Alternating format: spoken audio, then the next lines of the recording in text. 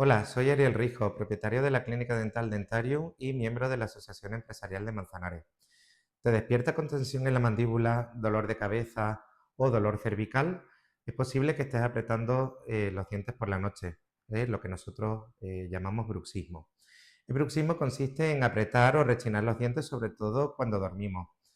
Esto puede producir una sobrecarga articular, desgaste dental o molestias en la mandíbula. Y todo ello suele venir provocado por acumulación de estrés o de nervios que el cuerpo, uno de los métodos que tiene para liberarlo, es apretar los dientes por la noche. En el caso de que notes que puedes estar padeciendo alguno de estos síntomas, es importante consultar a un profesional por si acaso necesites usar lo que nosotros llamamos una férula de descarga o férula Michigan.